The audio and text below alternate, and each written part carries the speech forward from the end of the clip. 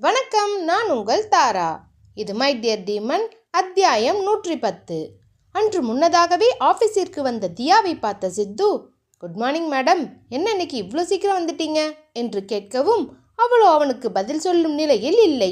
அவனுக்கு பதில் சொல்லாமல் அமைதியாக சென்று உட்கார்ந்தவள் தனது லேப்டாப்பை திறந்து ஏதோ செய்து கொண்டிருந்தாள். அவள் முகம் சரியில்லாததை கவனித்த சித்து அதற்கு மேல் அவளிடம் எதுவும் கேட்கவில்லை.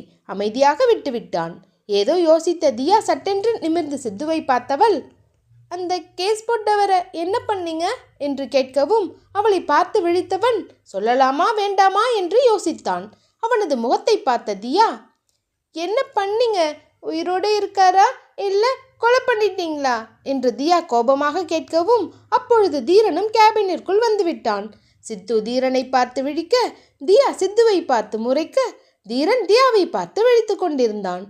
என்ன நடக்கிறது என்று மூவருக்குமே புரியாமல் ஒரு கணம் அப்படியே ஸ்தம்பித்து போய் நின்றனர். சற்று நேரத்தில் தன்னை நிதானப்படுத்திய தீரன் சித்துவிடம் கண்ணை காட்டவும் அவனும் நார்மலாகிவிட தியா தீரனையும் சித்துவையும் மாறி மாறி பார்த்தாள்.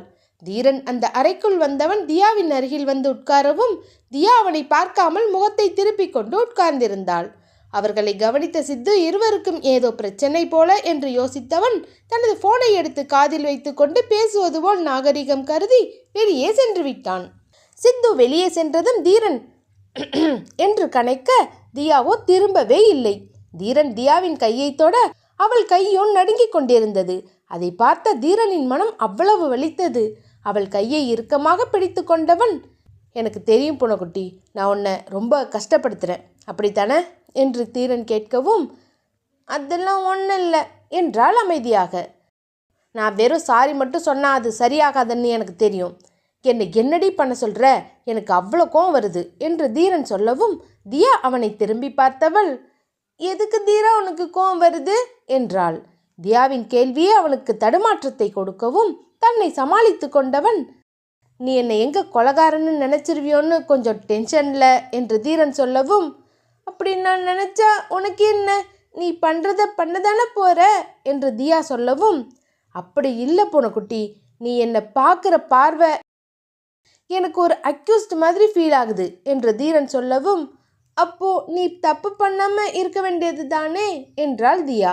தியா அப்படி சொன்னதும் சுருக்கென்று தீரனுக்கு கோபம் வர அங்கிருந்த பென் ஸ்டாண்டை வேகமாக தட்டிவிடவும் அது படார் என்று கீழே விழுந்து உடைந்தது.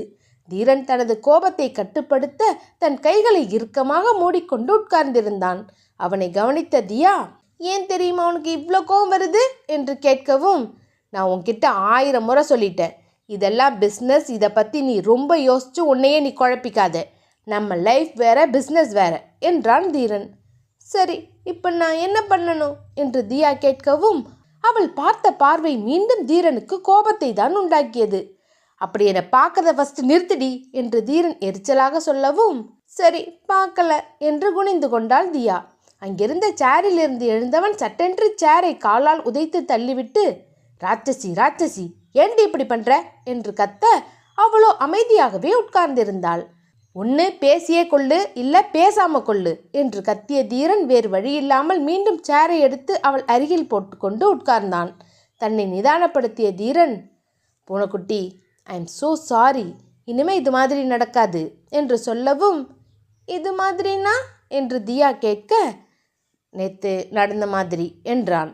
அவனை பார்த்து முறைத்தவள், அப்போ உண்மையாகவே அந்த ஆளை கொன்னுட்டீங்களா என்று தியா கேட்கவும், இல்லடி, அவனை கட்டி போட்டு தான் வச்சிருக்கோம் என்று தீரன் சொல்ல, தயவு செஞ்சு அந்த ஆளை விடு, போதும் தீரா, இது வரைக்கும் சேர்த்த அத்தனை பாவமும் போதும், நம்ம பிஸ்னஸை நேர்மையாக மட்டும் பார்த்துக்கலாம் என்று தியா சொல்லவும் தன் தலையை பிடித்து கொண்ட தீரன், நேர்மை என்று புலம்ப அவன் சொல்லியது தியாவின் காதில் விழுந்து விட்டது. சரி, அப்போ நீ போய் உன் வேலையை பாரு என்று தியா சொல்லவும் அவளை நிமிர்ந்து பார்த்த தீரன், சரி அவனை விட்டு தொலைக்கிறேன் என்று தீரன் சொல்ல, உண்மையாகவே விட்டுடுவியா என்று தியா கேட்கவும், என்று தலையாட்டினான் தீரன். என்ன அர்த்தம் என்று தியா வேண்டுமென்றே கேட்கவும், அம்மா தாயே, அவனை விட சொல்கிறேன், தயவு செஞ்சு என்னையும் நீ விட்டு தொலைக்கிறியா என்று தீரன் கேட்கவும், முடியாது என்றவள் எழுந்து அவன் மடியில் வந்து உட்கார்ந்தாள். அவனது 2 கன்னங்களையும் பிடித்து கொண்டவள், அப்படியெல்லாம் உன்னை விட முடியாது என்று சொல்லிய தியா அவனது நெற்றி, கண்கள், மூக்கு, கன்னம் என்று முத்தமிட்டு கொண்டே இருக்கவும் தீரன் அவளது செயல்களை பார்த்து ரசித்தவனுக்கு அவனது கோபமெல்லாம் அவளது முத்தத்தில் காணாமல் போனது. ஏண்டி இப்படி படுத்துற என்று தீரன் கேட்கவும், ஆமாம் அப்படித்தான் படுத்துவேன் என்றாள் தியா. அவளை இறுக அணைத்து கொண்ட தீரன், ப்ளீஸ் பூனைக்குட்டி, இப்படியெல்லாம் ரியாக்ட் பண்ணாத, எனக்கு கஷ்டமாக இருக்கு என்று தீரன் சொல்லவும், ஓ அப்போ எங்களுக்கெல்லாம் கஷ்டமாகவே இல்லையா? நேற்று நீ என்ன பண்ண தெரியுமா என்று தியா கேட்க, சரிடி சாரி என்றான் தீரன். அப்படியே ஒன்று போடணும் என்று அவன் கன்னத்தில் அடிக்க தியா கையை ஓங்கவும் தீரன் சிரித்து கொண்டே அவளை பார்த்தான். அடிக்க மாட்டேன்னு நினைக்கிறியா என்று தியா கேட்க தீரன் ஆமாம் என்று தலையாட்டினான். வேண்டுமென்றே அவன் கன்னத்தில் தியா நன்றாக குத்திவிட, ஆ வலிக்குது பூனைக்குட்டி என்று தீரன் சொல்லவும், எனக்கு எவ்வளோ வலிச்சது தெரியுமா என்று தியா கேட்கவும், சரி சரி, அதுக்கு இன்னைக்கு நீ என்ன பனிஷ்மெண்ட் வேணாலும் கொடு, ஓகேவா என்று தீரன் சொல்லவும் அப்பொழுது கேபின் கதவு தட்டப்படும் சத்தம் கேட்டது.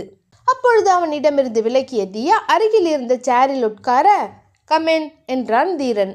உள்ளே வந்த சரவணன் இருவரையும் பார்த்து தனது காலை வணக்கத்தை சொல்லியவன் தன் கையில் இருந்த ஒரு ஃபைலை கொடுத்தான். அதை மேடம் கிட்ட கொடு என்று தீரன் சொல்லவும் சரவணன் தியாவின் கையில் கொடுக்க, என்ன இது என்று தியா கேட்கவும், வாங்கி பாரு என்றான் தீரன். அதை பிரித்து பார்த்த தியாவின் கண்கள் அகல பார்த்தவள் அதை நம்பாமல், தீரா இது நிஜம்தானா என்று கேட்கவும், என்ன சிஸ்டர் இப்படி கேட்டுட்டீங்க?